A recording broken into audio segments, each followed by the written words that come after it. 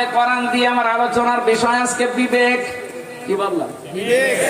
এটার উপরে কথা বলবো 1-1.5 ঘন্টা। এই বিবেক দিয়ে কোরআনে কারিমে আমার আল্লাহ যেগুলো সাজিয়েছেন, আমরা তাফসীর আকারে কথা বলবো। আমি যে ডাক দিচ্ছি কোরআন দিয়ে, আল্লাহ আমাকে হেদায়েত করে রাখবে, নয়তো নবীর কথা মিথ্যা হয়ে যাবে। কথা বলেন না কেন? এবং যারা সাড়া দেবে তাদেরকে আল্লাহ হেদায়েতের পথ নসিব করবে। সুতরাং আপনারা নির্দ্বিধায় আজকের তেলাওয়াতকৃত আয়াতের তাফসীর শোনার পরে কোরআনের এই ডাকে সাড়া দিতে পারেন। আমি যেটা বলছিলাম সূরা হামিম সেজদার 33 নম্বর আয়াত দিয়ে, আল্লাহর দৃষ্টিতে ভালো কথা দুনিয়ায় কেউ বলে না, যে আল্লাহর দিকে মানুষকে ডাকে, ওয়া আমিলা সালিহা, আর ভালো ভালো কাজ করে। এই যে সালিহ, এই শব্দটার ব্যাখ্যা করার জন্য এই যে আন্টি শান্টি করে 2-4 মিনিট আমি ঘুরিয়ে আনলাম। আপনাদের বুঝেছেন কিনা আমি জানি না। সালেহ মানে নেক না, শুধু সৎ না। সালেহ মানে যোগ্য। সালেহ মানে কি? আরো জোরে বলেন। বাংলাদেশে আজ হাজারো মানুষকে সৎ মনে করতাম, কিন্তু এই মানুষগুলো যোগ্য ছিল না। এই জন্য দরবেশের মতো মানুষকেও দেখলাম দাড়ি কেটে নম হয়ে গেছে। এরা দরবেশের অবস্থা যদি এই হয়, যেগুলো ধরবেশ, ওগুলোর অবস্থা যে কত খারাপ। গতকালকে একজন ধরা পড়ার পর আপনি টের পাচ্ছেন, আমি নাম নিলাম না। বিভিন্ন জায়গায় এই মানুষগুলো তাদের দেহ পর্যন্ত বিক্রি করে মানুষের মনোরঞ্জনে লিপ্ত ছিল। আমার মনে হয় এখনো যতগুলো লোকই আছে, ওগুলো সব যদি টান দিয়ে বের করে আনেন, প্রত্যেকটারই দেখবেন চরিত্র ঠিক শয়তানের মতো। এই জন্য এই দেশে আমরা যারা সত্যি মানুষের অধিকার প্রতিষ্ঠা করতে চাই, শুধু সৎ হলে হবে না, আমাদের যোগ্যতা অর্জন করা লাগবে। যে যেই লাইনে আছেন ওই বিষয়ের শিক্ষা এবং প্রশিক্ষণ লাগবে। ইসলাম এইটাই আমাদেরকে শেখায় যে শুধুমাত্র আপনি সৎ হয়ে বসে আছেন, কি করবেন আপনি? আপনাকে যোগ্যতা অর্জন করা লাগবে। এই যোগ্যতা আমাদের এতদিন তৈরি হয়নি, এই জন্য আল্লাহ আমাদের হাতে দেশ দেয় না, জালেমদেরকে দিয়ে চালিয়েছে। আমি আল্লাহর এই বান্দা যে মাওলানা নাজমুল, ওনারে পাঠালাম, ভাই এই যে 1000 টাকা দিলাম, আপনি আসলে যে 1 কেজি মাছ নিয়ে আসবেন। মাছ নিয়ে এসেছে 1 কেজি 1000 টাকা দিয়ে, কিন্তু মাছটা পচা। কি পুরা 1000 টাকা জলে ফেলা হবে না? বলেন না কেন? ও 1 কেজি মাছ নিয়েছে, টাকা পয়সাও 2 নাম্বারই করেনি, এদিকে ওদিকে খরচও করেনি, মাছও নিয়েছে, কিন্তু মাছটা পচা হওয়ার কারণে এখন এইটা নিয়ে আর এক জ্বালা। পচা মাছ এখন ফেলতে হলে একটা জায়গা লাগবে, যেখানে ফেলবেন ওই এলাকায় দুর্গন্ধ ছড়াবে। না কিনাই ভালো ছিল। আমি আর একজনকে পাঠিয়েছি, ওনারে 1000 টাকা দিয়ে পাঠালাম যে যান, ওর মাথা ভালো, কিন্তু ওর একটু চরিত্রের সমস্যা আছে। 800 টাকা দিয়ে মাছ কিনে 200 টাকা দরবেশের মতো গায়েব করে দিয়েছে। আমার এসে বলছে, হামজা ভাই 1000 টাকার কমে দেবেই না, সেটা আপনার নাম বলার কারণে 200 টাকা কম নিয়েছে। সে 200 টাকা কই? আমি ভাড়া দিয়ে শেষ করে দিস, অথচ যেতে আসতে মাত্র 2-4 মিনিট সময় লাগে। না, এই জ্ঞান জামটা তো মেটে না। ভাই আপনি দাঁড়িয়ে আছেন বসে, আপনার চাইতে এরকম 2-3 ডবল মানুষ রাস্তায় ঘোরাফেরি করছে, আমার আসতে এত দেরি হচ্ছে কেন? আমার এই জামের কারণে আমার দেরি হয়ে গেছে।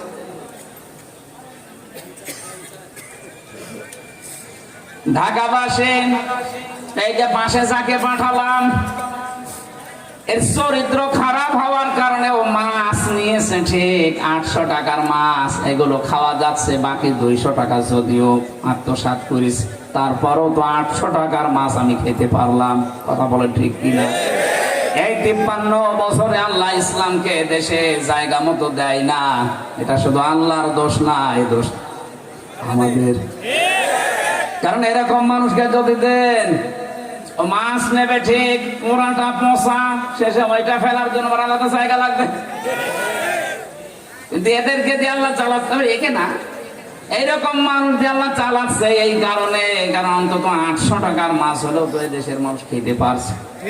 200 টাকা এদিক ওদিকে যাক, 200 টাকা যেতে গিয়ে এই 15.5 বছরে এত টাকা গেছে, আপনার মাথা ঘুরে যাবে। কেউ তার ছেলের নামে, মেয়ের নামে, কেউ তার নিজের বোনের নামে, দলীয় নেতা কর্মীর নামে এত টাকা পাচার করেছে। এই দেশে এখন একটা মানুষ যদি জন্ম নেয় তার মাথার উপরে 1 লাখ টাকা ঋণ। আপনি কি দিয়ে গেলেন? বিশ্বনবীর জীবনী থেকে কথা বলা হয় মাঝে মাঝে। অনেক মানুষ বলে হুজুর নবীর কাহিনী বলতে পারেন না। আপনি নবীর কাহিনী বললে সহ্য করতে পারবেন। বিশ্বনবী যেদিন নবুয়ত পেলেন, নবী হয়ে আসলেন, ওই দিনই খাদিজাকে বলেছিলেন আমাকে ঢেকে দাও। হযরতে খাদিজা বলেন আপনি ভয় পান কেন?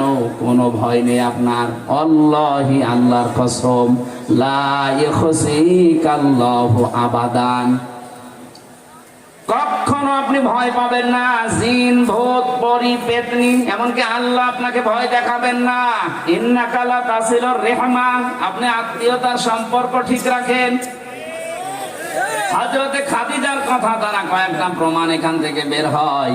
1 নম্বরে যারা মানুষের সাথে সম্পর্ক, বিশেষ করে রক্তের, এই রক্তের সম্পর্ক দুনিয়ায় যারা ঠিক রাখবে, এদের কোনো ভয় আমার আল্লাহ তৈরি করে দেবে না। সব ভয় থেকে আল্লাহ মুক্তি দিয়ে দেবে। এদেশে আমরা আপনার আত্মীয় ছিলাম না, আপনি আমাদের সাথে সম্পর্ক ত্যাগ করে পালিয়ে চলে গেলেন, এই কারণে তো এত ভয়। দেখেন তো, আপনি আত্মীয় ছিলেন না আমাদের। কেউ আমরা বুবু বলতাম, কেউ আপা বলতাম, কেউ ভাবি বলতাম, কত রকমের আত্মীয় আপনি। অথচ রক্ত সম্পর্ক ত্যাগ করে আপনি না জানিয়ে চলে গেলেন। হাজারো মানুষ যারা, এই মানুষগুলো আজ ভয়ে, কারণ এই ভয়গুলো আমরা দেইনি, এই ভয়গুলো আল্লাহ দিয়েছে। যে মানুষগুলো আজ 2.5 মাস হয়ে গেল বের হয় না, এই মানুষগুলো এরশাদ পতনের সময় বুক পেতে দিয়েছিল রাস্তায়। কথা বলছে না কেন? আমার কুষ্টিয়ার হানিফ, আপনার তো ঢাকার মানব, এই মানুষগুলো ওই সময়ে, যে আব্দুর রহমান ফরিদপুরের, যেটা মরে গেল কয়েকদিন আগে, অগ্নিকন্যা, ওর কবরে মনে হয় অগ্নি চলছে। কন্যা যখন অগ্নি, অগ্নি ছাড়া কি পাবে? এই মানুষগুলো এরশাদের সময়ে পতন ঘটাতে বুক পেতে দিয়েছে। অথচ এই মানুষ আজ 2.5 মাস হয়ে যাচ্ছে, কেউ ঘর থেকে বের হওয়ার সাহস পাচ্ছে না। তাদের ভেতরে যে ভয়, এই ভয়টা আমরা দেইনি, এ ভয় আল্লাহ তৈরি করে দিয়েছে। এরা এদের নিজেদের সম্পর্কগুলো ঠিক রাখে না। কুষ্টিয়াতে আমার নিজের আপন চাচা চেয়ারম্যান ছিল, ওনার বাড়িতে খাবার খেতে গেছি। হানিফ সাহেব কল দিয়ে বলেছে, কে এসেছে, হামজা কেন গেল?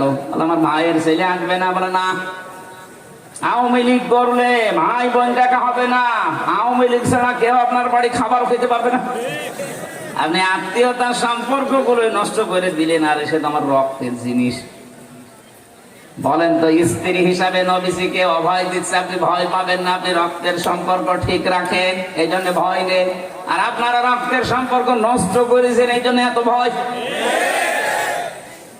আপনি একটা কথা ভুল প্রমাণ করেন, এইভাবে চলছে না যে এই মানুষগুলো 15 বছর 20 বছর আগে জীবন দেওয়ার জন্য পাগল ছিল, আর এখন জীবন নিয়ে পালাচ্ছে। মানে এ ভয় শুধু হামজা আপনাদের দেয়নি, এ ভয় দিয়েছে আল্লাহ নিজে। 2 নাম্বারটা আরো কঠিন, এইটা বলার জন্য আমি বলছিলাম, অতাহমিলুল কাল্লা, হে স্বামী আপনি ভয় পান কেন? আপনি তো মানুষের বোঝা বহন করেন, মানুষের ঋণের বোঝা, কষ্টের বোঝা, দুঃখের বোঝা গুলো আপনি দুনিয়ায় বহন করেন, বোঝা আপনি হালকা করে দেন। দুনিয়ায় যারা মানুষের বোঝা বহন করে, হালকা করে, তাদের কোনো ভয় নেই। আর আপনি কেমন উম্মত দাবি করলেন? কি হজ করে এসেছেন আমি জানি না, প্রতিদিন নাকি ফজরের পরে কোরআন পড়তেন। কি কোরআন শরীফ পড়লেন? এই আয়াত কি পাননি? বিশ্বনবী তার মানুষের যারা উম্মত দাবি করে তাদের বোঝাগুলো হালকা করে দেয়, তাদের কষ্টের বোঝা, দুঃখের বোঝা। আর আপনি এত বিশাল বিশাল বোঝায় জাতির ওপরে চাপিয়ে পালিয়ে চলে গেলেন। এই যে 2780 জন মানুষ এখনো হাসপাতালে কাতরাচ্ছে, কারো পা নেই, হাত নেই, চোখ নেই, অন্ডকোষ নেই। এই মানুষগুলো তার পরিবারের জন্য, সমাজের জন্য, দেশের জন্য বোঝা হয়ে গেল না? এক কথা বুঝেন? কোটি কোটি টাকা পাচার করে দেশটাকে আপনি একটা ঋণের বোঝা দিয়ে গেলেন। আপনাকে আল্লাহ ভয় দেখাবে না, দেখাবে কারে? এই জন্য এত ভয় জানি যে আসতে পারবে না, বলছে আমার ছেলেরে পাঠাবো, পাঠান। ওটা কি কম মেরেছে টাকা পয়সা?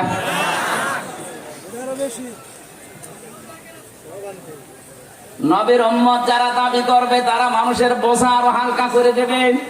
কারো দুঃখের বোঝা আছে, কষ্টের বোঝা দূর করে তার একটা স্বপ্ন দেখাবে যে না, বেঁচে থাকা যায়। আর আপনি স্বপ্নগুলো আরো ধ্বংস করে দিয়েছেন। 15.5 বছরে হাজার হাজার লক্ষ লক্ষ মামলা দিয়ে এক একজনের জীবন থেকে বেঁচে থাকার আশা নষ্ট করে দিয়েছেন। বিএনপির এক একজনকে জিজ্ঞাসা করতাম, ভাই কয়টা মামলা দিয়েছে? বলছে 313টা। 313টা মামলা। আর একজনকে পেয়েছিলাম বিএনপির এক নেতা, 553টা মামলা তার নামে। আমার মাত্র 2টা, তাই আমার জীবন যৌবন হাঁপিয়ে যায়। 313টা যার মামলা, বলেন তো সারা জীবন শুধু হাজিরায় দেওয়া লাগবে।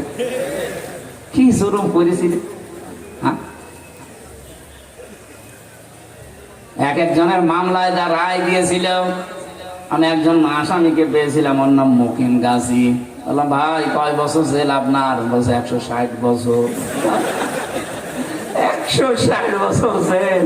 এরপরও আপনি বলেন যে 160 বছর, আমি মানুষ, আমি তো মরি আর একবার জীবিত হয়ে আবার জেল কাটা লাগে। কারণ মানুষ কয় বছর করে বাঁচে। এই কাজ করেছিলেন। আর বাকি হাদিসের যে এখনো 3টা পয়েন্ট আছে, ওটা তো বললামই না। ওটা বললে সব আপনার দিকে যাবে। আসলেই বলে একেবারে নিরপেক্ষ কথা বলবেন, আমার গায়ে যেন না লাগে।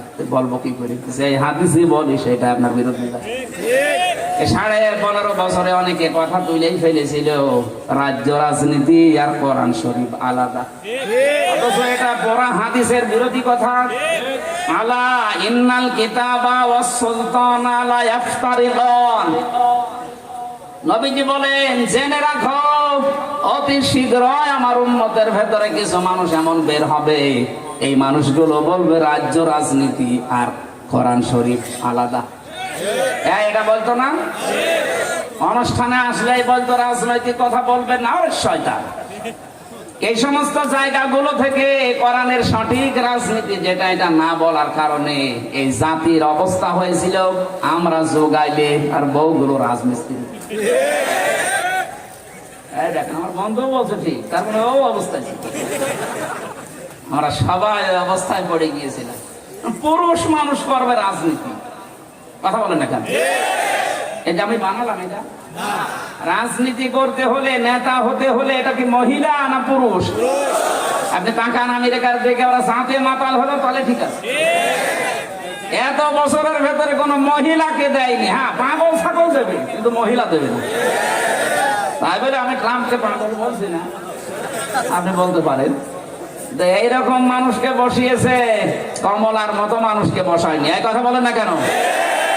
ওরা সাথে মাতাল হলেও তাহলে ঠিক আছে। নবীজির হাদিস আছে, লা ইউফলিহা কওমুন, লান দিয়েছে ইউফলিহা, মজারের আগে লান আসলে অর্থ হয় কখনোই হবে না।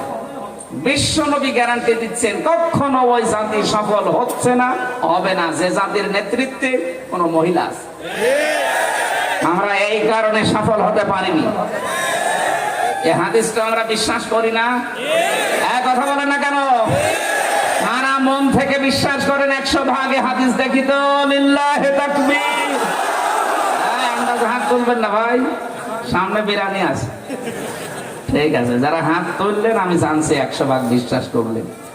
আগামী থেকে আমরা সিদ্ধান্ত নেওয়া লাগবে, কিয়ামতের আগে দেশে কোনো মহিলা যেন না বসে। পুরুষ মানুষ হোক, চাচা এর সঙ্গে অসুবিধা নেই, সকালে এক কথা বলে বিকালে এক, তারপরও অসুবিধা নেই, কারণ তো পুরুষ মানুষ। কোরআনে কারীম জানিয়েছে, আর রিজালু কাওয়ামুনা আলান নিসা, পুরুষ হবে নেতা। কে বলছে? বলেন, বলে। আর মেয়েরা থাকবে তাদের আজ্ঞাবহ। যারা পুরা সৃষ্টি আমেরিকায় হাদিস মানে দেখেছেন, তারা সফল হচ্ছে মনে হচ্ছে, যদিও তারা তাদের দৃষ্টি আমাদের এই চর্ম চোখের দৃষ্টিতে তারা সফল, কিন্তু জ্ঞানের দৃষ্টিতে তারা সফল না। এইটার নাম সফলতা না। আসল সফলতা ফামান সুহসিহা আনিন নার ওয়া উদখিলাল জান্নাতা ফাকাদ ফাজ। আল্লাহ বলেন আসল সফল তো ওই লোকটা যাকে আমি আল্লাহ জাহান্নামের আগুন থেকে বাঁচিয়ে জান্নাত দিয়ে দেব। ওরা যেগুলো করে ওগুলো জান্নাতে যাওয়ার কাজ না, বিশেষ করে সমকামিতা। এক কথা বলে না কেন? মানবাধিকারের নাম নিয়ে আজ বাংলাদেশের এই রাজধানীর বুকে অনেকে মানবাধিকারের নাম নিয়ে সমকামিতার অফিস খুলতে চাচ্ছে। এদেশে একটা মুসলমান বেঁচে থাকতে এই শয়তানি অফিস খুলতে দেওয়া হবে না ইনশাআল্লাহ।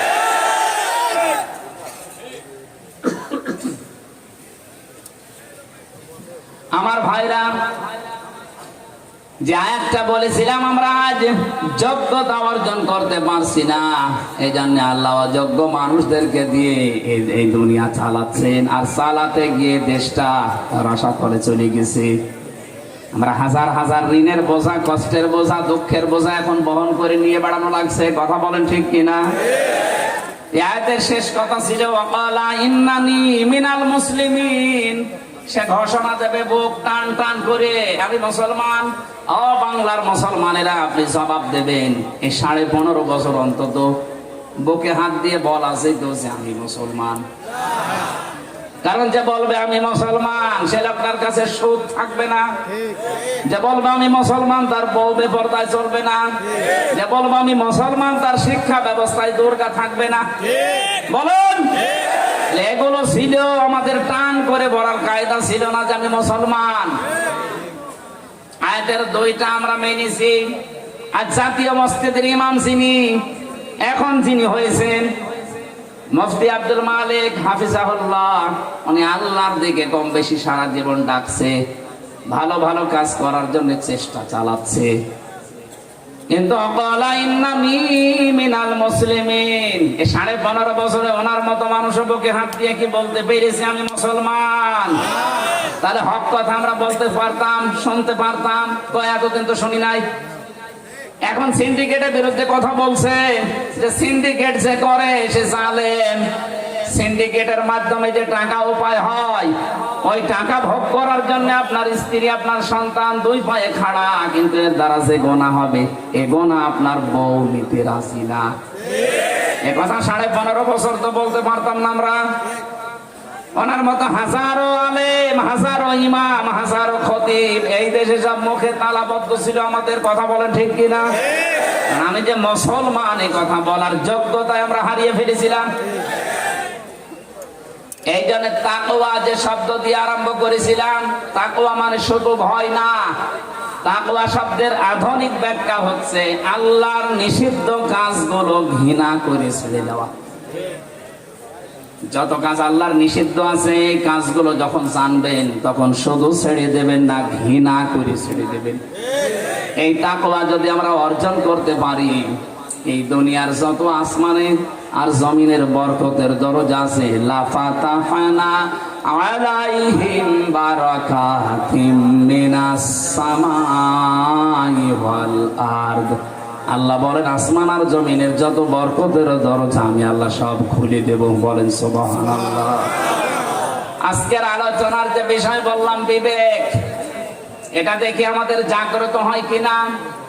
কোরআনে কারীম আমি পড়াশোনা করে এইটাই পেয়েছি, যারা বিবেক কাজে লাগাতে পারবে আল্লাহ পাক তাদেরকে রাস্তার সন্ধান দিয়ে দেবে। আমরা আজ রাস্তা হারিয়ে ফেলেছি, বিবেক আমরা কাজে লাগাতে চাই না। চাই না? আরো জোরে। এইটার জন্য আপনি মানুষ, এটা যাদের কাজে লাগে না আল্লাহ তাদেরকে চতুষ্পদ জানোয়ারের চাইতেও নিকৃষ্ট ঘোষণা দিয়েছেন। সূরা আনফাল 22 নম্বর আয়াত, ইন্না শাররাত দাওয়াবি ইনদাল্লাহি সাম্মুল বুকুমুল লাযিনা লা ইয়াকিলুন। এই পৃথিবীর যত সৃষ্টি আছে সব চাইতে নিকৃষ্ট আমি আল্লাহর কাছে ওই লোকটা যে তার বিবেককে কাজে লাগায় না। আমরা কি নিকৃষ্ট শুকর কুকুরের চাইতেও খারাপ হবো আল্লাহর কাছে? বলেন। আমরা আল্লাহ যেটা জানাতে চাচ্ছেন এই আয়াতে, জাহান্নামে যাওয়ার বহু কারণ কোরআনে আমি পেয়েছি, এই আয়াতে পেয়েছি তিনটা। এই তিনটা যার ভেতরে পাওয়া যাবে মাস্ট বি সে জাহান্নামে যাবে। আল্লাহ একেবারে শব্দ শুরু করার আগে গ্যারান্টি দিচ্ছেন, ওয়ালাকাদ, অবশ্যই, দারআনা লি জাহান্নামা কাসীরাম মিনাল জিন্নি ওয়াল ইনস, অধিকাংশ মানুষ আর জিন জাহান্নামে যাবে, এই জন্যই তারা তৈরি হয়েছে। প্রশ্ন আসতে পারে, আল্লাহ কাসীর দিলেন কেন? কালিল শব্দ না দিয়ে কাসীর দিয়েছেন, তাহলে আমাদের দোষ কি? আমরা তো জাহান্নামে যাব না। এখানে তিনটি ইন্দ্রিয় শক্তির কথা আছে, এটা আল্লাহ সবাইকে দেয়নি। যাকে দিয়েছে সে যদি এই তিনটি ইন্দ্রিয় শক্তি কাজে লাগাতে না পারে, মাস্ট বি সে যেন বিশ্বাস করে ও জাহান্নামে যাবে। আমরা যারা আছি একটু আমরা মিলিয়ে দেখি আমাদের ভেতরে এই তিনটি ইন্দ্রিয় শক্তি আছে কিনা, আর এগুলো আমরা ব্যবহার করছি ঠিক মতো কিনা। এক নম্বরে আল্লাহ ঘোষণা দিচ্ছেন, লাহুম কুলুবুন লা ইয়াফকাহুনা বিহা, তাদের কলব আছে কিন্তু চিন্তা নেই, তারা বোঝে না। এই গ্যাস বিবেকটা আমাদের যাদের কাছে লাগছে না, এই মানুষগুলো আমরা পথ হারিয়ে ফেলেছি।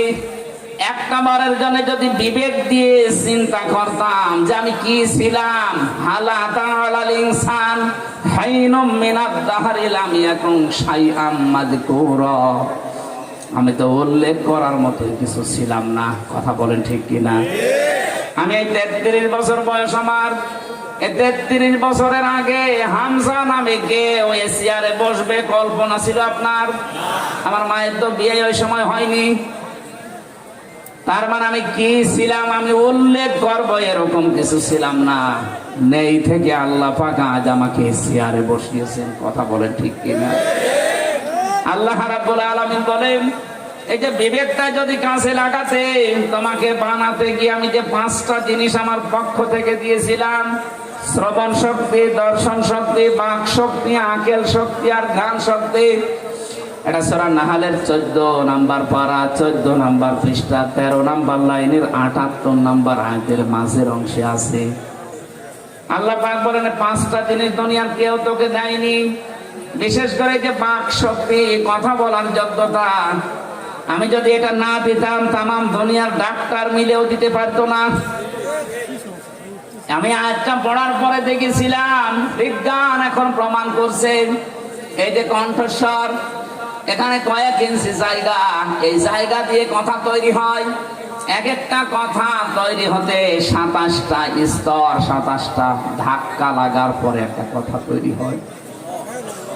আয়াতের তাফসীর পড়তে গিয়ে পেয়েছিলাম তাফসীরে হাক্কানিতে মুফাসসির লিখেছেন, এই যে কথা তৈরি করার জন্য 27টা স্তর আছে, ধাক্কা লাগে একটার পরে একটা, প্রতিটি জায়গায় আল্লাহ এক একজন ফেরেশতা বসিয়ে রেখেছে। এর কাছে ওর কাছে ওর কাছে এভাবে দিতে দিতে 27 নাম্বারটা যাবার পরে কথা আমার আল্লাহ বের করে দেয়। আল্লাহ বলেন, আমি রব নাম নিয়েছিলাম এই কারণে তোরে কথা বলার যোগ্যতা দিয়েছি। বিবেকটা যদি একটু কাজে লাগাতে, জীবনে এই মুখ দিয়ে উলট পালট কথা বলতে না। কারণ যারা কথাবার্তারাও লিমিট না করবে, তারা নবীর সুপারিশ থেকে বঞ্চিত হয়ে যাবে।